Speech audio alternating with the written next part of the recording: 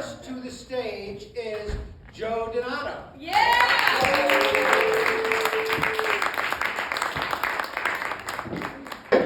In honor of tonight's theme, I'm going to be reading an open letter to my gastroenterologist. Just like him, I'm just going to dive right in. Dear Dr. Dean, I'm writing this letter to offer you a formal apology for my behavior at last week's routine colonoscopy exam. Allow me to explain. When my primary care physician first told me to schedule this procedure, I confess I was reluctant, but with good reason. You see, when you Google colonoscopy, the first thing you get is a list of 7 reasons to see a gastroenterologist. And the first 6 on that list are conditions I am proud not to have. Despite all my other health problems, I've always prided myself on the posterity of my gastrointestinal tract. You happen to be looking at one of those few Americans who actually eats their vegetables. So when I got to number 7 on the list, you are due for a colonoscopy, my honest gut reaction was that this was going to be a waste of time and money. And I admit, I have a track record of skepticism when it comes to modern medical practices. Friends and family have come to me over the years recommending some medical procedure, be it traditional or alternative, and I'd immediately think, that sounds great. Now, how can I discredit it?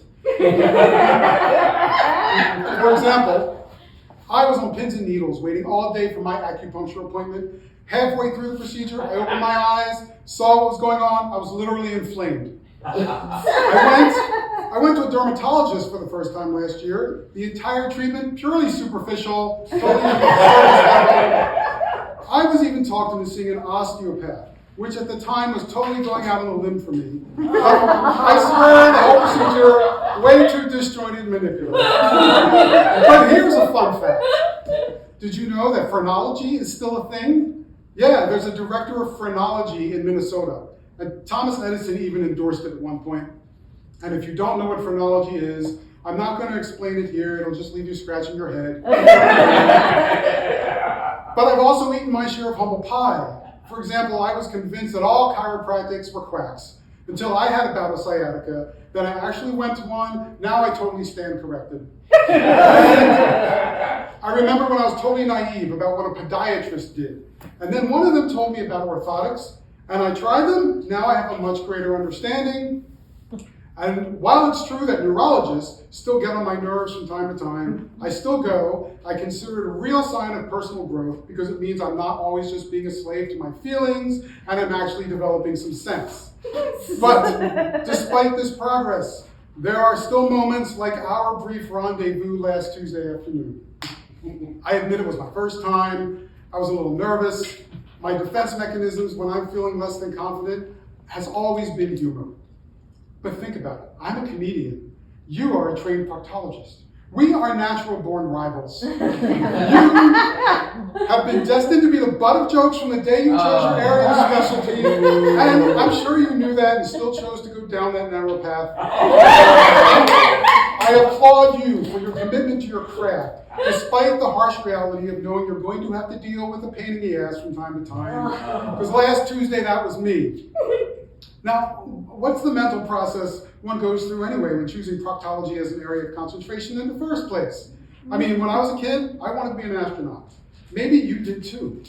Maybe, when you think about it, they're similar in a lot of ways. You know, they both tend to, no, I'm not doing this. I'm digressing. In the name of decency and respect, I'm going to skip all of my Uranus jokes. I'm here to apologize. Back to last Tuesday.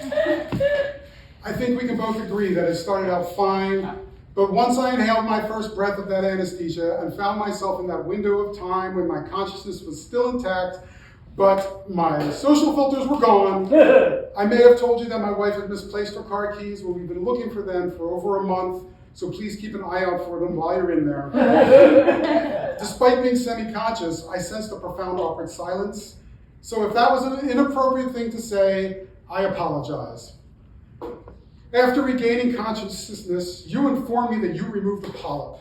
and I asked you if I could have it back. And you asked why, and in a deep Southern accent I may have said, because I keep my polyps numbered for just such an emergency.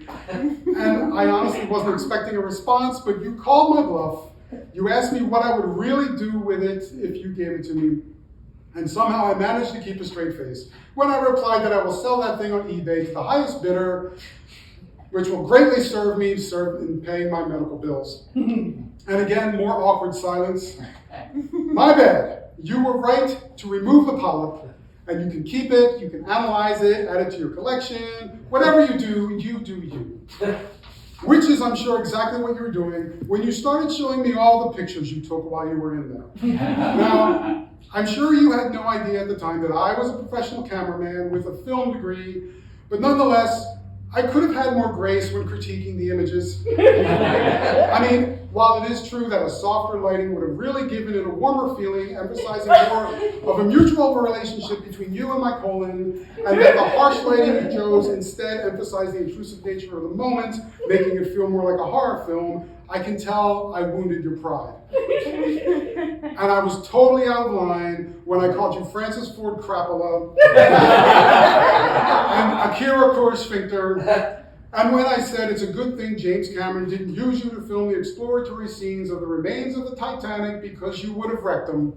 I'm sorry. It's not you, it's me. Hi, I'm the problem, it's me. It must be exhausting for you, always rooting where the sun don't shine. But the reality is they were the best pictures of my colon I've ever seen. So, in closing, when it comes right down to it, I'm just glad everything came out all right in the end. And I'll see you again in 5 years.